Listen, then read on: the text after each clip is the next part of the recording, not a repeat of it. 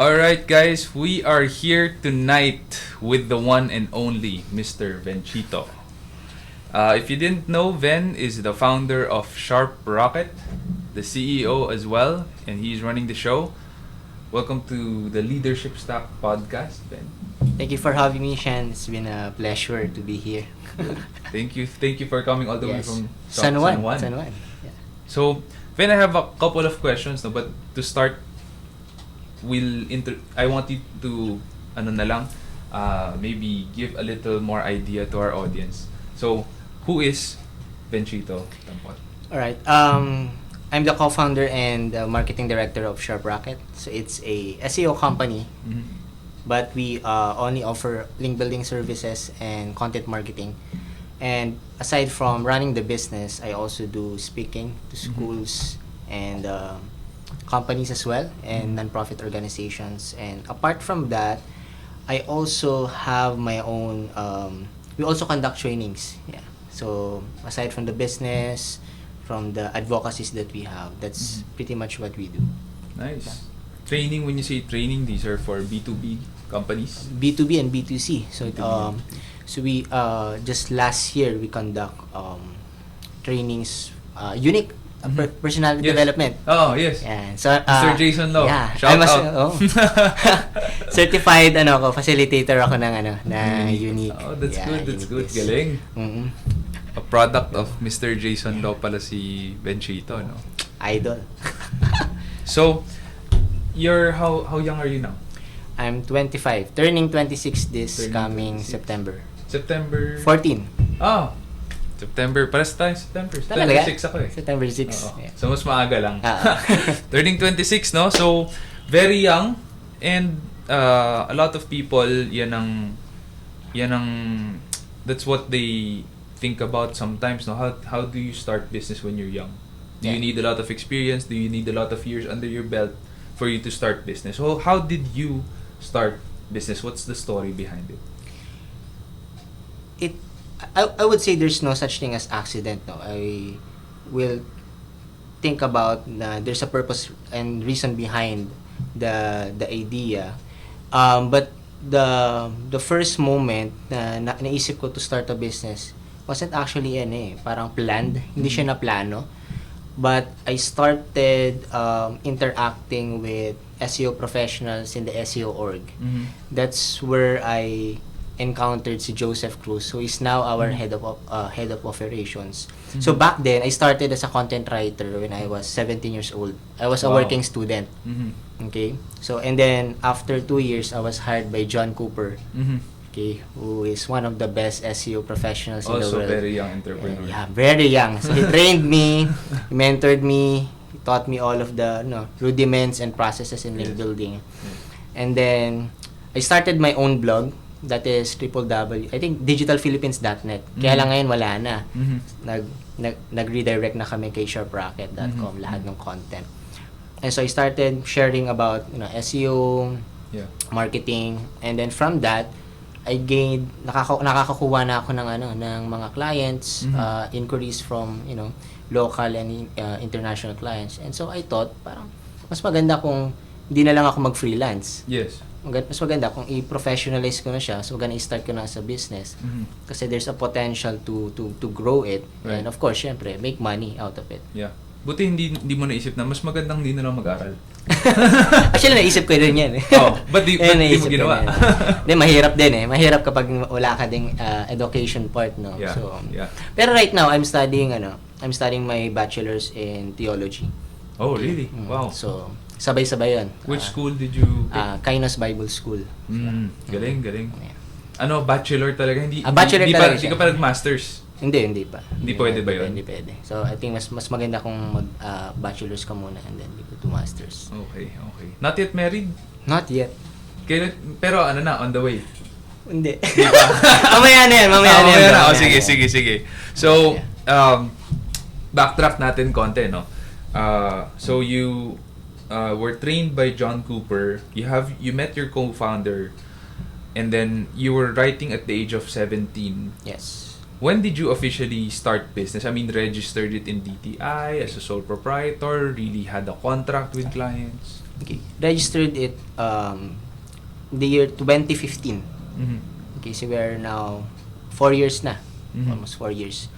And so from that DTI so, DTI. as a sole proprietorship. And Mhm. so from that nagsisimula kami clients lang namin nasa 3-5 lang, Mhm. 7. So all Yeah. of the operations, kaming dalawa lang ni Joseph, kami Yeah. from client, acquisition, delivery, Yes. reporting and Yeah. all of those things.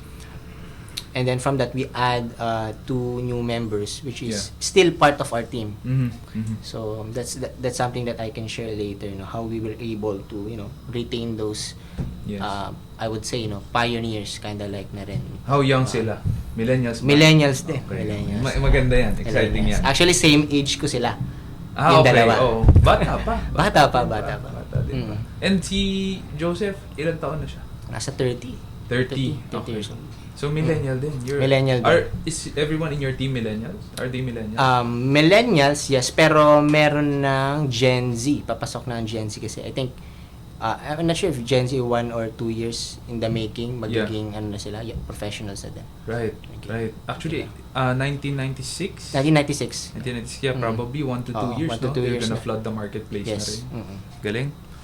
And so, you started business, you registered it 2015. You were what, 20 years old then? 21 years old. Turning 20 or to 21, no? 21. What were some of the challenges and difficulties that you faced? Because at a young age like that, handling a business is not easy. Yes. Kulang pa tayo sa connection. True. No? Yeah. How did you do Okay. it? I think number one challenge is the experience itself. Mhm. So I don't have that, extensive corporate experience. Mhm. So in terms of systems, in terms of processes, you have to learn it Mhm. by mentoring, Yeah. by attending seminars. At napakahirap 'yan, hindi siya madali. Yes. And not only that, especially with the connections. Mhm. So sobrang liit lang ng connections mo pag bata ka. Yes. And the idea that if you sell your products or services to, high-end managers and Yeah. executives, pagkatawag pa lang ng mga 'yan, nakikita na nila 'yung mukha mo Yeah. ng bata ka. So there is kind of like parang barrier na. Yes. Parang paniniwalaan ko ba tong batang to? So Yeah. there's a challenge that you have to build that credibility, Right. and authority, for you to actually sell the Yeah. service na meron ka. Yeah. And it's na-encounter mo ba yun when they asked how young are you? Yes. Often. Often No? yan. Often Yeah, yan. I remember during my day then when I was starting out. So, ako naman, I started 2010 as a freelancer, then registered DTI 2011. And often din niya natatanong sa akin, ilang taon ka na, parang bata ka pa, and then if you tell them you're like 21, 22, parang hindi nila sasabihin sa'yo, pero at the back of their heads, ano pa to, hilaw pa. Yes. Parang ganun no? Mm-mm. But I think one of the lessons that I learned, though young, you can still build not the credibility and authority from the technical experience or background, because what you are selling is something na hindi pa nila ganon kaalam. Mhm. So I think that's the unique proposition of what you sell, Right. because you have that technical experience already. So you need to educate them. Educate them. That's very that's very important. Right. In a way na maintindihan nila that there is value in what Yeah. you are selling. Right. So how else did you overcome that age barrier? So they say na bata ka pa. Then what do you do when you are able to hit that wall with them na? At the start mahirap siya kasi wala ka pang what we call as portfolio of clients. Yeah. But over time na meron ka ng portfolio of clients that you can may case studies ka na. Yes. Na there are already results and campaigns na naging successful. Yeah. When you pitch your service, case studies are very important to build your credibility kasi Yes. there are already results from the work that you do. Yep. So if you can actually provide that, then it will increase then yung proposition mo, yung value na pwede mong ibigay sa kanila. Right. Yeah. So you had to compile all of your Yes. case studies, and then that's your proof. Yes. Good. How about with handling your team? When did you hire your first people? 2015 din. 2015. First, 2 new members in 2015. So, Actually, actually challenging yun, because yung first office namin, Mhm. it is a residential unit lang. Yeah. Actually, it's a parang lumang Ganun din condominium kami, lang. bro. I think a lot of people who are bootstrapped, Yeah. walang Mhm. VC funding or Yes. seed round, we start that way. Yeah. Mahal ng commercial. Ang mahal ng commercial. Mhm. So, go on. So, Yeah, residential. No? residential unit. I remembered, ako na yung nagbubukas, ako na yung nagsasara ng office, ako din yung janitor sa time ng time Yes, yan. So, lahat talaga ako ikaw. hanggang ngayon ako yung janitor. Ikaw lahat. Parang it's a good thing, no? Parang na to remember those days, Yes. no? Yung beginning days mo, no? But we started from that, and so the moment we see na there are already clients coming in, no, that's the time that we add new members, no? Yeah. But before that, of course, no, we need to make sure that we train all of our new members, because the problem with most of the startup companies is that hire lang sila ng hire, nadadagdagan yung overhead cost nila without actually, no, training their employees. And the problem is that hindi na ma-maximize yung capacity and ability ng mga employees nila. Right. So, sayang. Waste of money. money. Waste of money. And time. Yeah. Mm-mm. So, these two new hires, you train them. Yeah. Do you have an onboarding process? Now, when you hire them, okay, ito babasahin, you have to read this, finish this course, and blah, blah, blah. Do you have that? Before, wala. I think during the first 1.5 year, wala kaming onboarding process. So, pagkapasok nila, train agad, no? But after 2 years, that's the time that we hired a HR consultant. Of course, we needed to have that contract and handbook, as they call it. So, we started from that. Nagpa-consult kami. And so, we make sure na yung onboarding process nila, apart from the handbook and the contract, is the orientation of the company. What we do, no, somehow the mission and vision, those things. Values. Very important siya. Even kahit nasabi mong startup company ka, pero importante yun na malaman nila saan ba patungo tong company na to. Because if not, parang makita nilang nila, hindi ko alam kung company ba to or club. So parang, you need to build that credibility and authority even sa iyong employees that there is a direction, that there is growth that will happen once they join your company. And talking about growth, how many people do you have working with you right now? Right now, we have 15 members. So, 4 or 5 is our remote team members at 10. Actually, nag-adjust kami from 13, I think, from 13 to 10. Because the idea is we want to, ma-maximize muna yung capacity. Yeah. And so, nag-downsize kami ng onte recently. Right. But so you still have the HR as a consultant? Yes, we do. Outsource siya? Outsource. Do they do the hiring for you? No. So we have the we have the HR assistant, which we also /admin. Right. Okay, so Maximize kami talaga. Maximize talaga. Okay yan. Maximize okay talaga. yan. Yeah. So the remote. Let's talk about your remote team members. Where are they located? They're located in Davao, located in Cebu, so iba-iba. So mostly they are content writers. So project basis in a sense. Okay. So do you still develop them, train them? What do you do? No need na, because once we hire them, we know na meron na silang skills. Right. Of course, they can write na technical, may technical know-how na sa industry. Direction na lang. Direction na lang, and guidelines and rules with the content. Right. And so, but all of the 10 members you have working in your office, are you in residential pa rin or hindi? Ay, hindi na. Hindi na ngayon. Okay. So, all of those 10 people, are they all millennials? Millennials, yes. So, how is it working with millennials? Napakahirap niyan. Alam mo yan, bro, di ba? And as we know, no, of course, there's a challenge, no, between the idea na prefer, of course, hindi naman lahat, no, but some of them prefer, working in multinational companies wherein there are higher yung compensation and packages and perks. And so the idea is that you have to offer something in a startup company that will somehow make them stay. And I think it was Gallup that na meron siyang research that millennial generation is not just looking from job satisfaction, but they're already looking at growth and development. So if you're a startup company, that is already a pinpoint that you can, maximize. So kami, even kahit sabi mong startup company kami, I think 2 years na or 3 years na namin ginagawa that every outing, every anniversary outing namin, meron kaming seminar, at least half-day seminar. Yeah. Wherein, pwede silang matuto, not only the technical skills, no? Kasi natuturuan mo naman sila on a daily basis eh. Yes. But we provide soft skills training. Yeah. Talking about growth, so Gallup's founding was very interesting. Yeah. No? Talking about growth, in my opinion, this is just my opinion as a speaker as well as a CEO, growth is really grasped when you're challenged. Yes. When you are given new challenges, when you're kicked out of your comfort zone and you suddenly need to flap your wings and fly. Yes. Here's the thing, a lot of millennials, when you do that to them, will quit. Yeah. So, there's that tricky situation Yes. that we need to play with. What Yeah. are your thoughts about that? I think, not all though, but there are some millennials, mababa yung tinatawag nilang, I would say, adversity quotient, how they, cope up with the challenges and bounce back from those failures. And most of the time, when you give them, bigger challenges na, they tend to quit Yes. already. So, the problem is, hindi sila natututo agad from those, supposedly lessons Right. na pwede nilang matutunan.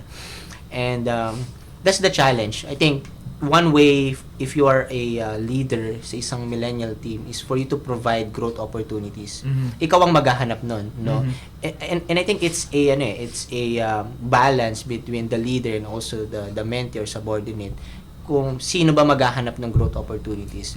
And you as a leader, you have you have not only the right, but you have the responsibility to find opportunities for your team. Like for example, sa amin, it's because every month paiba-iba kami ng clients, paiba-iba ng campaigns. Though there are retainer clients. So binibigyan namin sila ng pagkakataon to work on or to work with a new client. So that is already an opportunity for them, no, to see na okay, paiba-iba yung ginagawa ko, hindi siya nagiging routinary. Yeah. Has there ever been a time when you challenged one of your people and their response after doing it for maybe 2-3 months is, it's just not my passion Nangyari na ba yun? Yung word na passion na yan, no? Yes.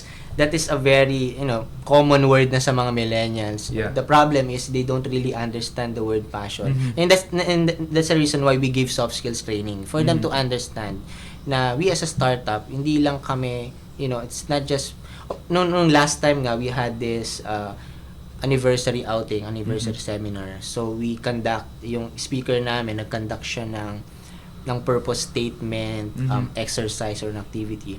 What we found out is that there are some of our employees na hindi talaga SEO or marketing yung field nila.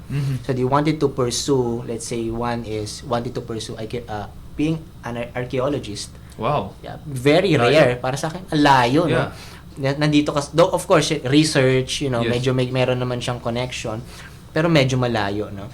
And so I found out that marami sa employees, yung passion nila it's outside their jobs, no? Hindi lang nila ma-pursue. It is because of course nasa third world country tayo, na we have to sustain yung finances na meron tayo. We have to provide for our family.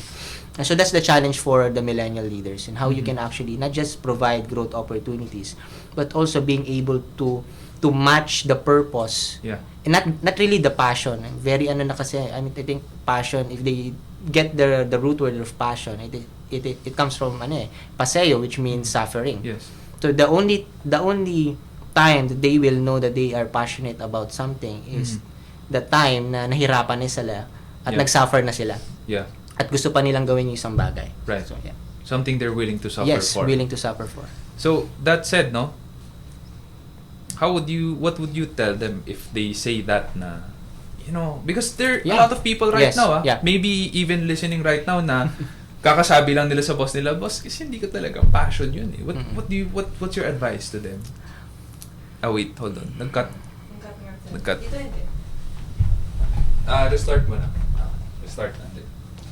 Wala na ko watch pa. Okay. Naka-restart ka na.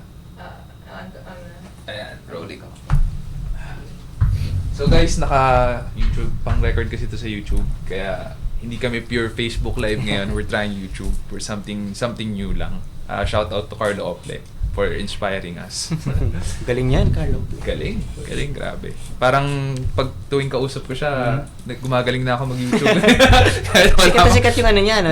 Yung vlog niya na sneakers and sobrang galing. Personal vlog Personal niya yun. Carlo Ople, yun talaga yung name eh. Galing. 1 year, 450 subscribers. 1K pa nga lang, ang hirap na. 1K hirap na ako, 220 na nga tao. Pero you got to start somewhere, di ba? Yun eh. So, sorry, going back, no? What would you tell someone who just told his or her boss na, it's just not my passion? Pero looking for growth siya. Yeah. I think, ang hirap sagutin, no? Because I mean, it really depends, no? But for example, sa amin, meron kami isang employee dati na nagsabi talaga sa amin na gusto niya na talaga mag-resign kasi gusto niya mag-start ng sariling business.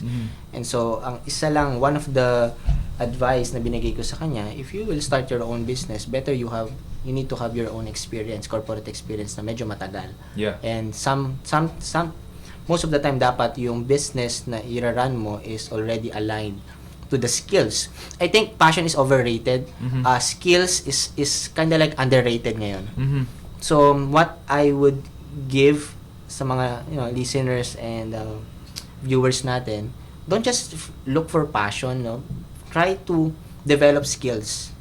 Because even though passionate ka, or I would say love mo yung trabaho na yan or yung business na yan, pero if you don't have those skills, you don't have something value to offer to the marketplace.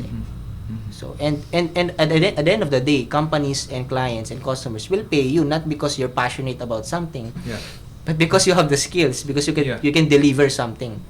Yeah. So you probably tell the person to be more patient. Be more patient. Stay. Hone your skill. Hone your skills. Kidding. Passion, no? Overrated. I agree. I agree. So, going back to doing business, as a businessman and as a Christian, you're a born-again Christian? Sure. Yeah. We have principles, not just in business but in life. But can you share with us some of your business principles? I think number one is, I would say, work ethic is very important. Because I find, ito based on experience, based on what I hear, especially sa mga professionals who profess that they are Christians, but if you look at their professional life, they are not really hardworking. Yeah. So they have this, quote and quote na by grace na lang, parang, or by faith na lang, but by they don't faith, really understand the faith. No? Yeah. Again, faith without action is dead. Yes. And so the work ethic is very important. No? How you actually behave in the marketplace, in your office, reflects if you are really a Christian. And let's say principle yan, not only in business but also personal, professional, yung work ethic na meron tayo. No? Hopefully makita si Jesus Christ sa atin, the God that you're worshiping, in the excellence and the service that you provide. No?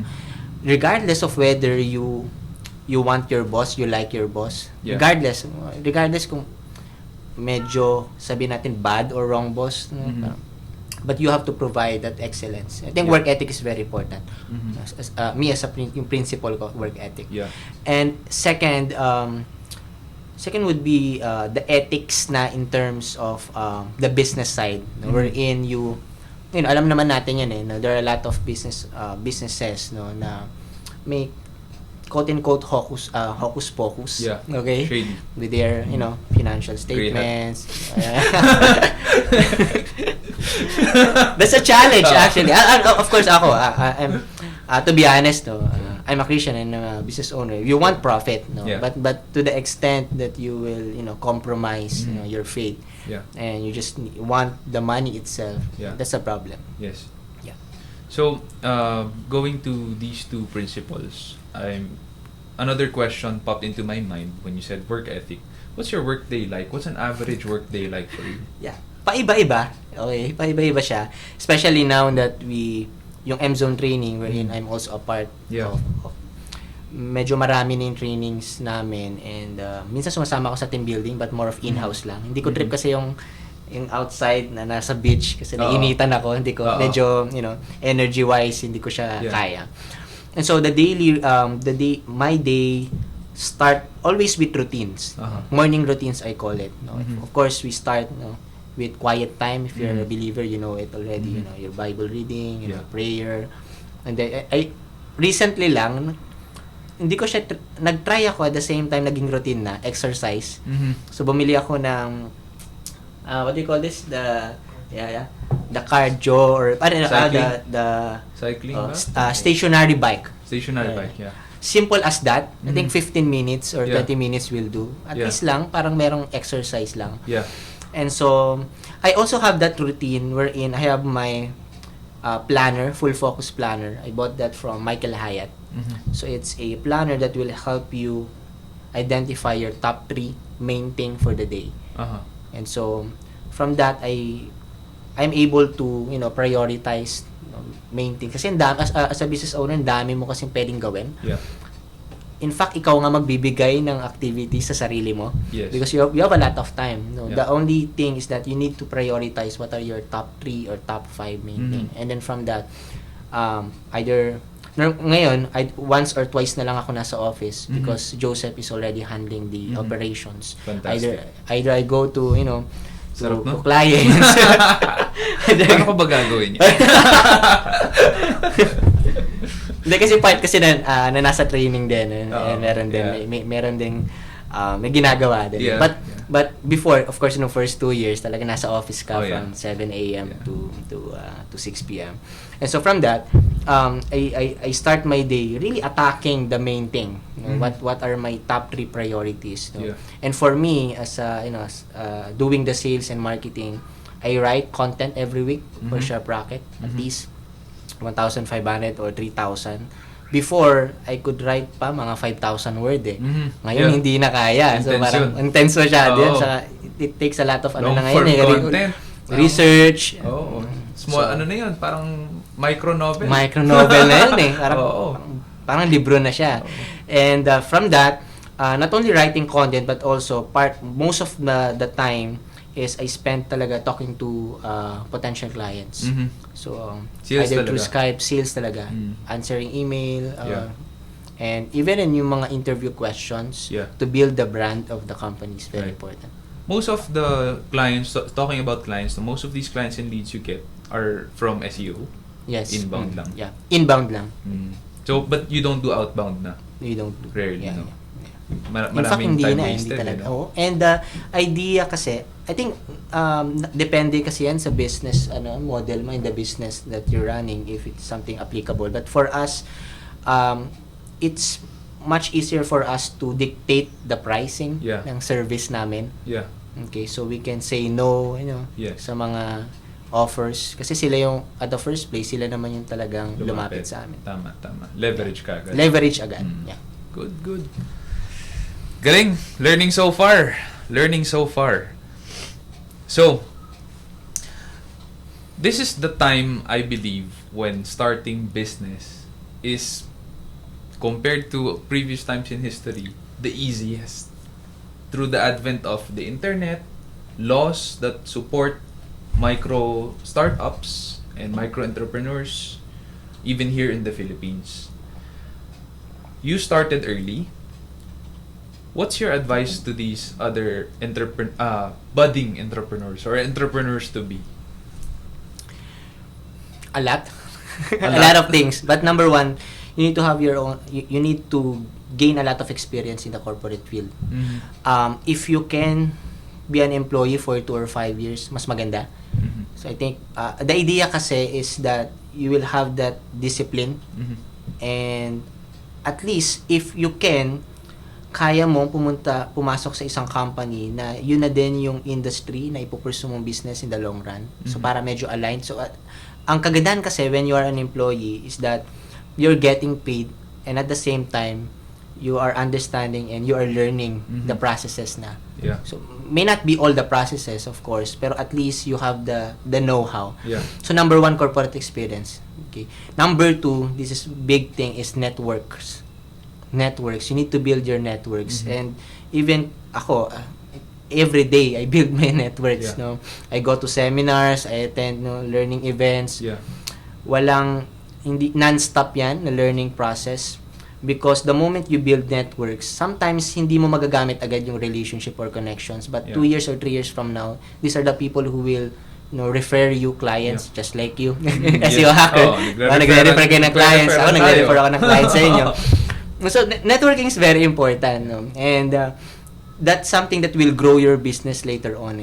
Right. Though there are a lot of channels to market your products or service, I think one that you need to put a lot of effort in terms of gaining a lot of customers and clients is the referrals.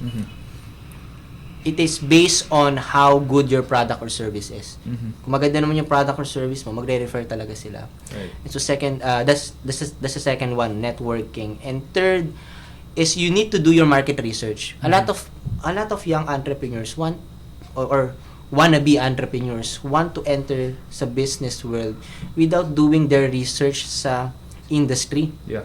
So they don't know how to price their products or service. They don't know their competitors. They don't know how can they penetrate the market. Yeah. Because the moment you enter sa industry, ang dami mo ng competitors agad. You need to find that what we call yung unique proposition mo. What keeps you separate or differentiate sa mga competitors or brands. Yeah. Good. And it's perplexing a little bit for me that your first advice is to get employed and get a lot of experience in the corporate world. Was that something you were able to do? No. So why do you advise that, no? Kasi can't they do it like you did? It depends I think the idea lang kasi is because I was able to find an industry wherein you don't need to, yung industry kasi natin, self-study kasi siya, blue ocean. Kumbaga kaya mo siyang aralin while you are studying. But in other industries, kailangan mo talaga ng experience You need to work in a, corporate setup. Yeah. And so, the idea also is that the discipline, iba din kasi yung discipline. Though, I've seen marami namang young entrepreneurs already have that discipline and work ethic. Yeah. But the moment there are rules and regulations in the corporate setup, that will push you Yeah. Minsan parang kahit ayaw mo na, pero ipupush ka niya na pumasok ka ng 8 a.m. or 8:30. Yeah. Because that is the rule. Shout out to the SEO Hacker team. 9 a.m. Pasok natin. Yeah, so is that something that you struggled with early on in terms of discipline? Of course, discipline. Because again, lahat naman ng youth, even the Gen Z or Gen Y, because there are a lot of distractions today. Yeah. Even while you are doing business, you think that social media, you're marketing already your business. But if you look at the results, parang wala ka namang nagawa. You're just busybody. You're just a busybody, but you are not a productive person. Right. So magkaiba yon. Yes. And so being productive is very important if you really want to grow the business. You need to look at what are the activities that I need to do in order for me to scale, to sustain the business.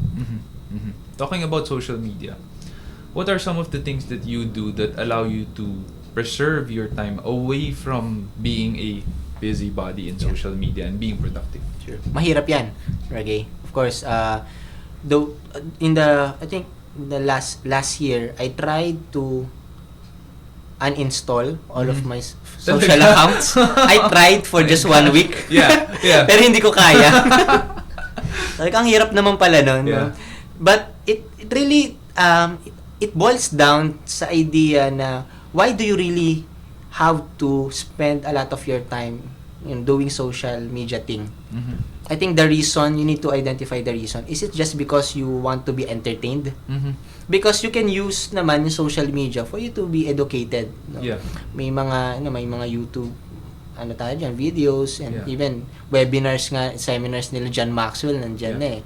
So it's really up to you if you will use social media for education or for entertainment. I use it mostly for marketing. Yeah. Not for consumption. Yes. The problem I think with a lot of people right now is they use it for consumption. Yeah. Down smack entertainment consumption, not education consumption. That's different. Yes. So deleting is one, definitely. If you're unable to control it, take it away for a week, you probably, Yeah. feel the difference, Yeah. diba? You probably were able to adapt to lessening it after that 1 week, no? At least kahit Yeah. papaano Kahit naman. papaano. Yeah. And I think there's one that is recommended by Cal Newport of Digital Minimalism. Mhm. So bagong book niya about how you can minimize social media consumption.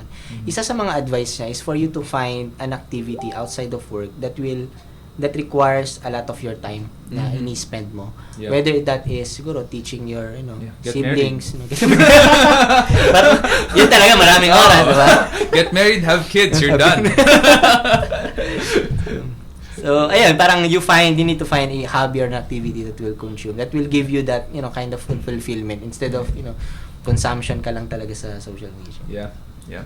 Speaking of John Maxwell, who we mentioned earlier, who are some of the people you look up to Yeah. and read?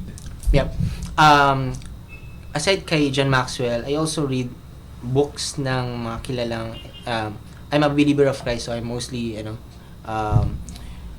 plug in ako sa mga pastors who have that, high-end na leadership Mhm. skills like Mhm. Craig Rochelle. Mm-hmm. Andy Stanley is Mhm. one, very good. And for corporate, I read Kuzes, Mm-hmm. pinaka solid na Kuzes. Kuzes leadership guru. Mhm. So siya yung may mga books siya na hindi lang theory Mhm. pero based on statistics and data. Mm-hmm. Mm-hmm. And again, John Maxwell, maraming yung books. Yeah. And also Tom Peters, if you want to be very hardcore sa management, Mm-hmm. Tom Peters and Peter Drucker. Peter I Drucker. think meron ng mga books si Peter Drucker na pinasimplify nila. Mhm. But I still want yung medyo textbook type pa rin ni Peter Drucker. So, Hardcore ka there's pala. still principle. Yung sa akin, Yeah. pag management, Jim Collins lang. Jim Collins? Mabigat si Jim Okay Collins ako. din, ha?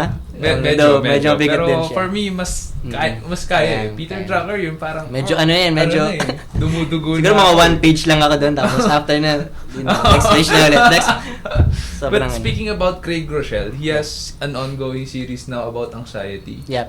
Yes. Grabe. You need, like ako, I always share that because a lot of people today are struggling, especially young people, no, millennials, younger, struggling with anxiety and depression. Unbelievable number. Yep. I couldn't believe it. And maybe the reason why I'm saying this is I haven't struggled with it personally. I have to be honest. I haven't struggled with it, but it's staggering how many people are struggling with this. If you could give an advice or two to these people, what would it be? I think you need to know your self-worth. You need to identify your self-worth. What do you mean by self-worth? Because a lot of people today, they always get their value from, what they have. Like, mga na-acquire nilang properties, especially if you're a business owner, marami ka na na-acquire na properties, marami ka na nabili, na-purchase. And also, you cannot get your true worth or identity from those temporary things. And let's say even your appearance, how you look, no, kahit good looking ka, kahit celebrity ka, but still you can mag-undergo ka pa rin ng anxiety and depression. So I think that's my best advice is for you to know what is my worth as a person, as a being, no? And regardless of your faith, kung ano ba yung pinaniniwalaan mo, you need to identify what is your self-worth. What's that true self-worth? Right. So that's your number one advice to them. Galing. And so we're down to our final questions. And so far, learning so far. Good. Now, when you found your way into SEO, into content writing, into getting mentored by John Cooper, would you say it was your passion? No. My passion is writing, pero skills-wise, I would say with tech SEO. Skills-wise in terms of SEO, but passion, maaring hindi, I would say. Even up to now, no, there are times na parang I feel like ayoko ng SEO, no? Pero I want to do it. I think the idea of, I forgot who told this, pinagit niya, you don't just need to follow your passion, you need to follow your efforts. So the efforts that you put in terms of, parang Gary V yun. Gary V ba? I think, yeah. Parang the efforts that you put in and yung mastery ng skills. So SEO, I would say, Hindi ko siya passion. Pero the moment na ginagawa mo ng isang bagay, that's the time na nakikita mo na and also hindi lang because hindi ko siya passion, pero I love kasi yung learning eh. Yung learning ng technical skills, yung idea ng may bago kang natututunan. And we all know this sa SEO, sa marketing space, sa sobrang dami mong pwedeng matutunan. Yes. And so the idea of learning is something that I love. That's something that I'm very passionate about. Good. Hold on ulit. Cut tayo. Sir Sean, yung caption mo daw sa live. Ano? Charles Soler pa rin. Oh. I'll change it na lang. Obviously, it's not Charles Hiner. Pero shout out to Charles if you're watching. Okay. Last question. So we've talked about how you started business. We've talked about passion. We've talked about how you handle your team, which is composed mostly of millennials. We've talked about your most difficult time handling a business. How does your faith play into all this? So you're a born-again Christian. You read the Bible, you listen to church leaders. How does it play into your daily routine and how you do conduct business and how you handle your team? Sure. I think I consider my work and business as my worship to God. So everything I do, whether I eat or drink or even I talk to my clients, I write emails, everything I do is a worship. That kind of principle, that kind of idea and mindset allows me to give my very best. Even though sometimes, of course, you will always face a lot of challenges and you will always fail, but from those failures you will be able to learn. And also the idea that there are things in life na hindi mo agad-agad matututunan, and because you have that faith in God, alam mo na ang pagdadaanan mo is a process. So you trust the process, you love the process, but hoping for the results to be excellent, hoping for the results to be impressive. So I trust God, I trust the process.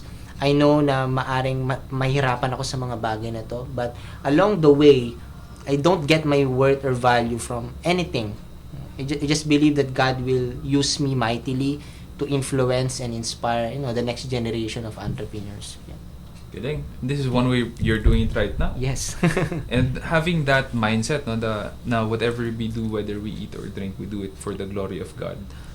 Reminds me lang na we're really called to be good stewards, managers until the master comes back. And if you have that kind of mindset, you are taken out of this other mindset na, no, it's my money, I'll spend it however I want.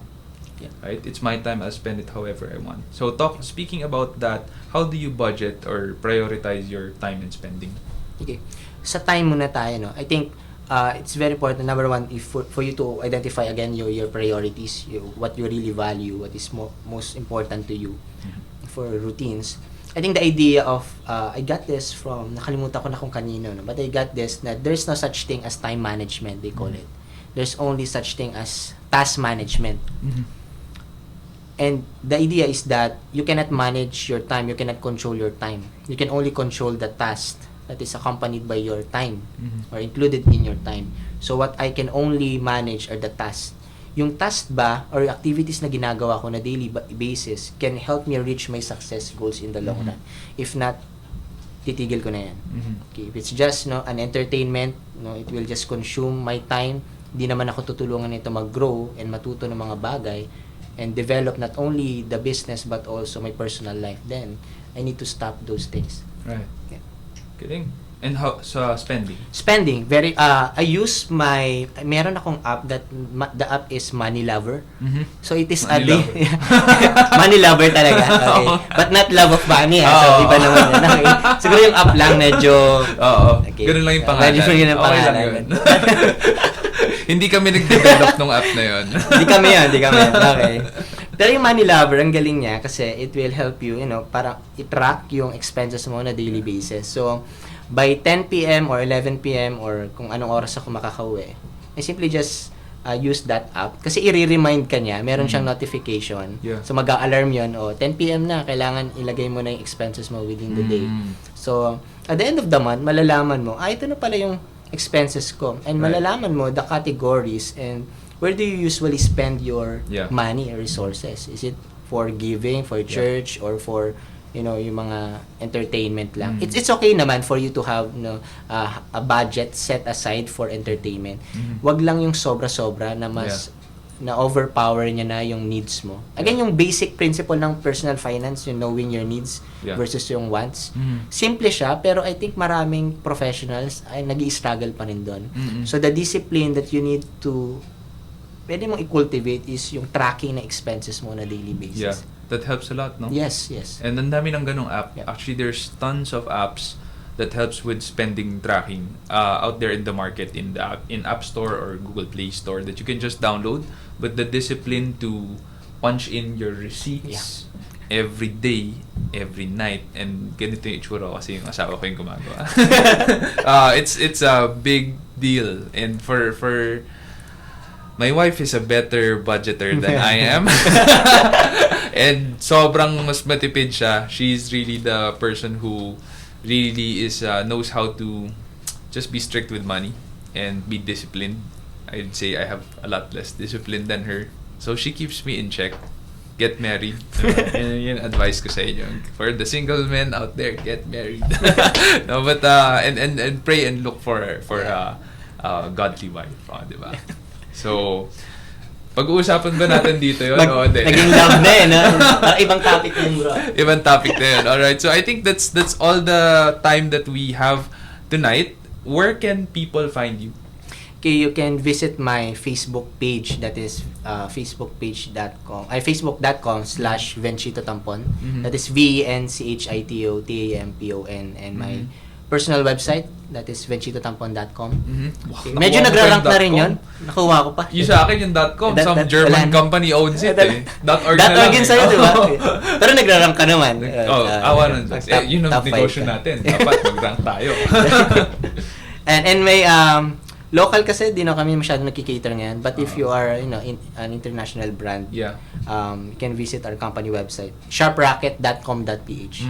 And your book, you have your book. And my book, Career Crossover, it's not available na kasi paubos na, bro. Okay. So I'm right now, baka hindi na reprinting Ang gagawin ko na ngayon, magsusulat ulit ako ng another book. Kasi if I will reprint, kailangan i-update ko pa yung book kasi ang dami ko na kailangan i-add. So just message Venchito, no? Pag bibili kayo nung paubos na niyang book kasi limited edition na siya ngayon.